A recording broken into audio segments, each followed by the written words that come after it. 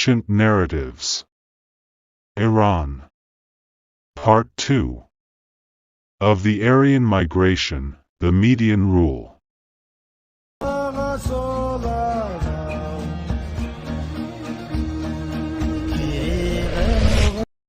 Migration of the Aryans began through Sumer and Elam, and this migration continued around the 2nd millennium BC from the southwestern part of Iran, moving from Anshan and Persepolis to India, and from the northern Caspian Sea to Europe. After a long migration, the Aryans eventually settled in the farthest point from the centers of great civilizations, around the Ural Lake. This was their last settlement as they moved upstream to the north.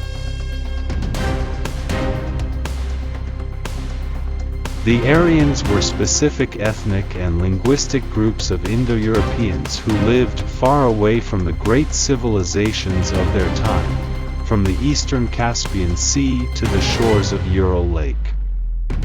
The Aryans had a nearly unified language and a simple religion and rituals that were largely in harmony with nature, featuring goddesses and symbolic celestial myths.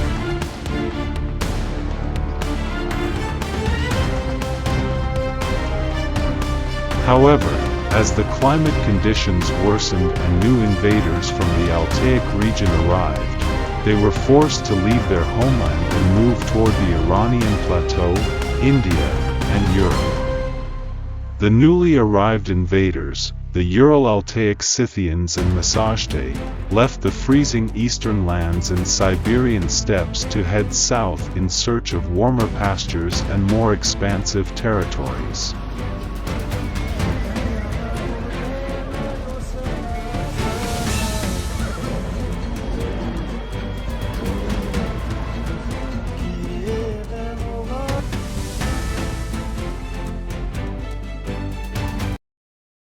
They made their living through herding. With the population increasing and the weather getting colder, life became harder and harder for them. Their livestock and children were dying, and people were struggling to survive. Because of this, they gathered together to make a final decision about migrating to the warmer southern lands.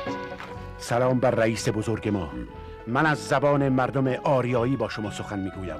ای رئیس بزرگ، نسل هاست که آریایی ها در این سرزمین زیستند، اما اینک گویی این سرزمین نفرین شده است و کمر به قتل آریایی ها بسته. دام ها و کودکان ما در حال تلف شدن هستند و مردم ما با مشقت زندگی را میگذرانند و به همین دلیل آریایی ها طالب مهاجرت به سرزمین های گرم جنوبی شده‌اند. ما مهاجرت میکنیم.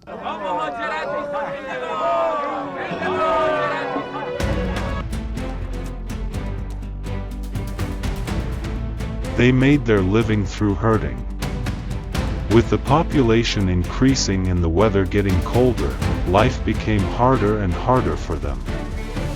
Their livestock and children were dying, and people were struggling to survive.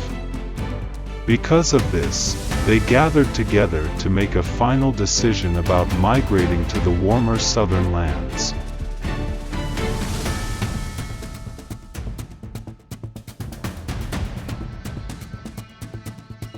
They began their migration from the cold northern lands to the warm southern lands. They moved in large groups toward the new territories, with each group heading in its own direction. Their migration lasted for years, and they named their new land Iran.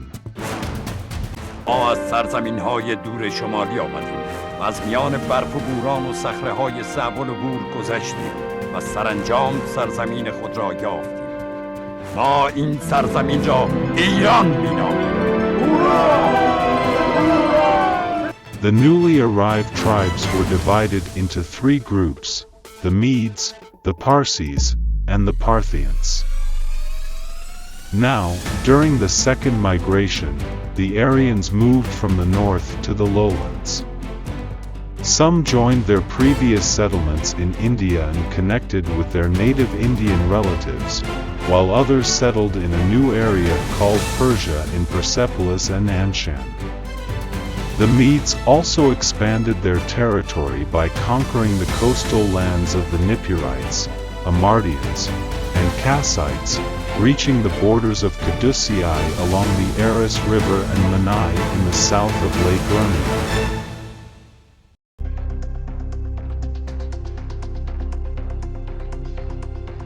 It seemes that the structure of the Parthians converges linguistically and ethnically with the Ural-Altaic peoples, the Scythians, and the Medes, connecting with the Aryans who remained around Lake Ural. They later came from Sogdiana in the east of the Caspian Sea to Merv and then entered Greater Khorasan. As the Aryans moved into the Iranian Plateau, they pushed back the Nippurites, Amardians, and Kassites near the Cadusians and converted to the monotheistic Zoroastrian faith. However, the branch of Aryans in Europe, namely the Greeks and Romans, remained in a primitive goddess-worshipping religion until the emergence of Christ. If you're enjoying these ancient tales, make sure to subscribe to the channel so you don't miss any of the fascinating stories from history. Prophet Abraham appointed Prophet Lot to Sodom, Brahma to India, and Jamus among the Cadusians and the people of Ras.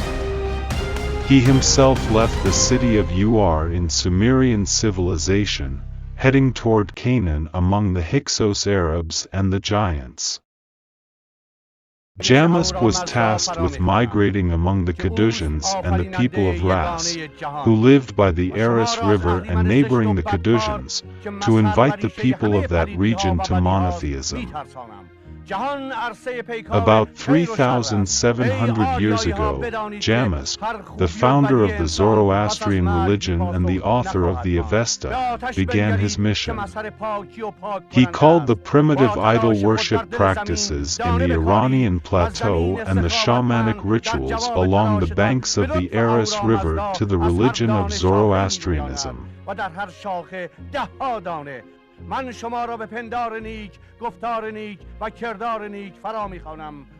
The poplar tree and the spring of Ras were located in the capital of the Cadusians. The people of Ras worshipped an ancient towering poplar along the path to a spring called Dashab, referring to it as the King of Trees. They would gather around the King of Trees, tying silk cloths to it. They brought sheep and cattle and made sacrifices to their deity. They believed that the King of Trees had a long life and was worthy of worship.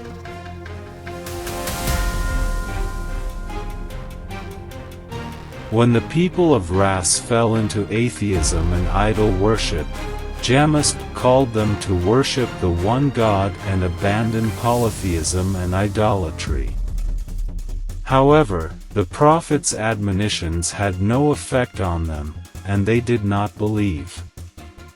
They did not give up their idol worship and moral corruption.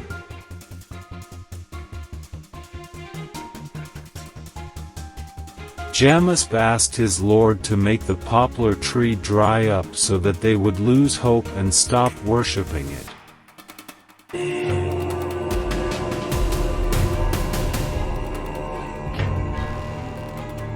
The people and the king became angry with the prophet of God when the poplar tree dried up.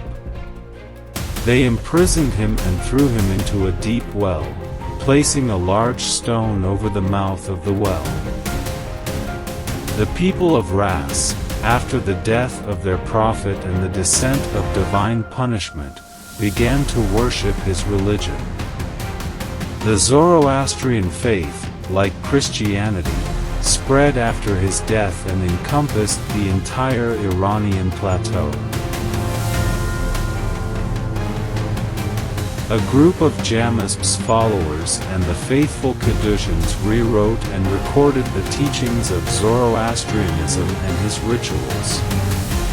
The modern Avesta is a small distorted remnant of the original Avesta. Islam does not refer to the official religion of Iranians as Mithraism or Zoroastrianism, but rather as the religion of Zoroastrianism, which is fundamentally free from polytheism.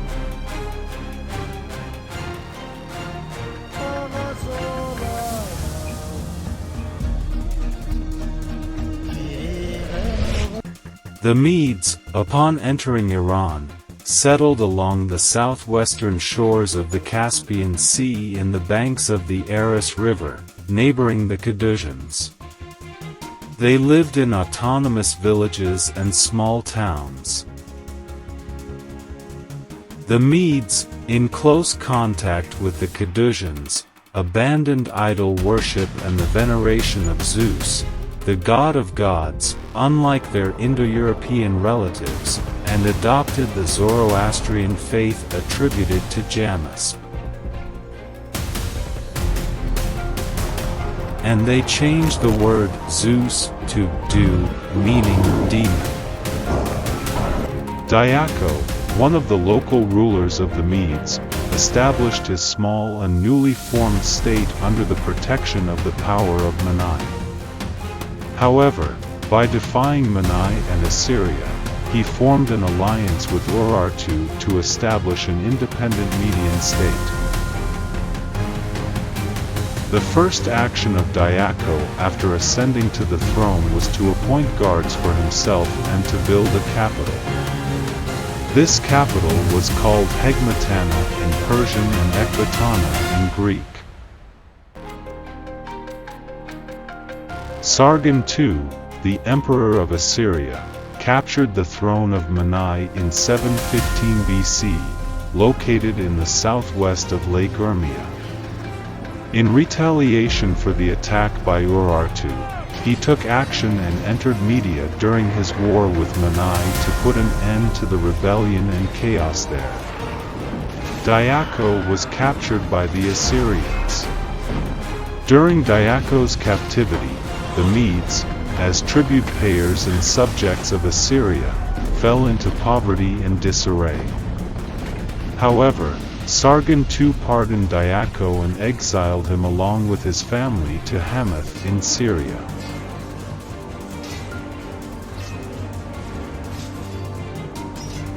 Frodish, the son of Diaco, who had been exiled to Assyria with his family, was likely raised in Assyrian territory. Later, he was able to establish a unified state in the area of present-day Hamadan and founded the independent kingdom of Media. The death of Frodish and the defeat of the Medes by Assyria, along with the withdrawal of the Scythians from their alliance with the Medes, worked in favor of the Assyrians and led to the re-establishment of Scythian rule in the land of Media.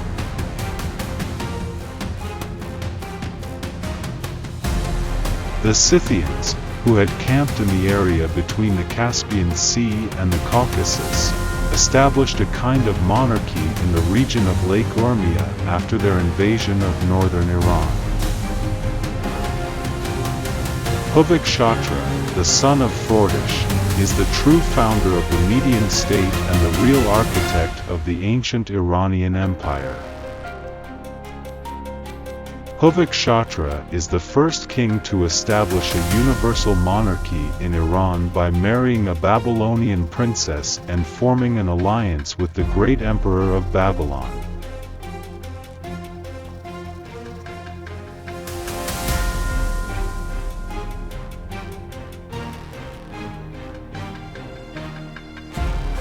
Around 625 BC, he prepared a deadly feast and invited the leaders of the Scythians, poisoning them all and then executing them. Thus, the 28-year rule of the Scythians over the Medes came to an end.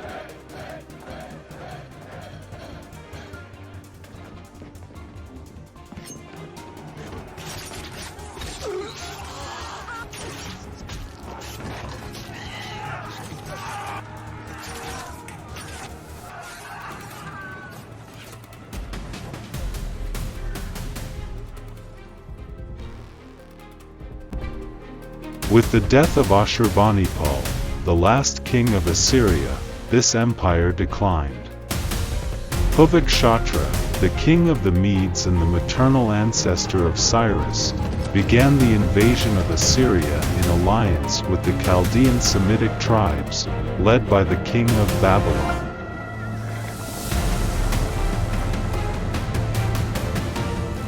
After the fall of Assyria, the king of Babylon came to greet Huvagshatra in the city of Ashur, where the friendship treaty between the Medes and Babylonians was renewed. Additionally, the marriage of Amytis, the daughter of the Median king, to Nebuchadnezzar, the son of the king of Babylon, strengthened the alliance between the Babylonians and the Medes. In 605 BC, the united army of Egypt and Assyria was defeated in a fierce battle by the army of Babylon and its allies, the Medes and Persians, under the command of Nebuchadnezzar, bringing an end to the life of the Assyrian Empire.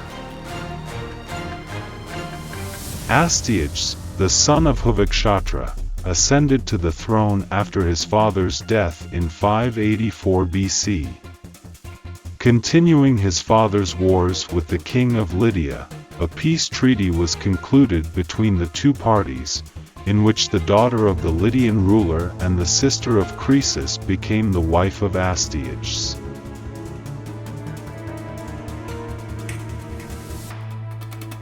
Nebuchadnezzar, the emperor of Babylon, attacked Jerusalem and deposed the king of Judah. He exiled along with 10,000 of the nobles, maidens, warriors, artisans, and blacksmiths to Babylon.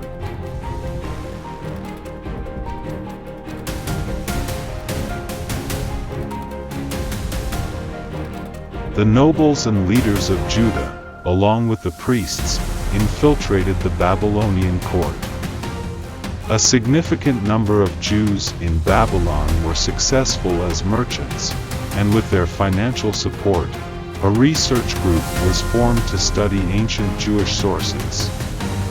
Ultimately, the Jews were able to compile and preserve their ancestral beliefs in the form of the Old Testament.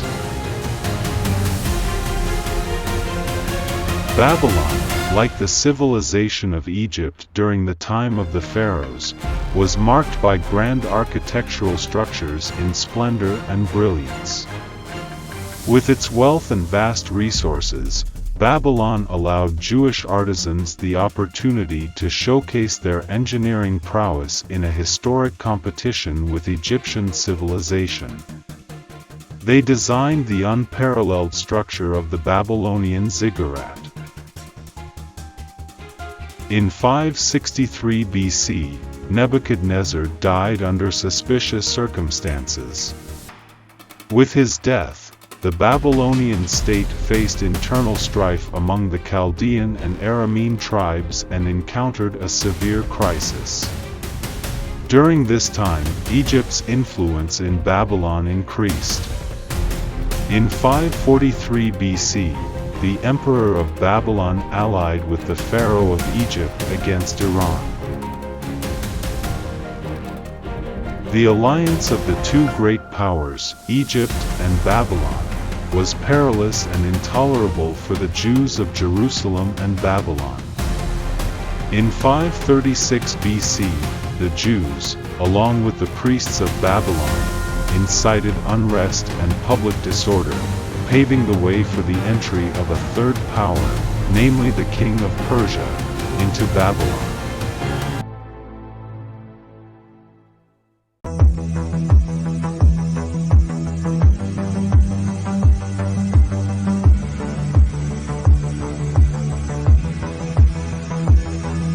Thank you for watching this video. If there's a specific topic you'd like us to talk about, please let us know in the comments. Your feedback means a lot to us.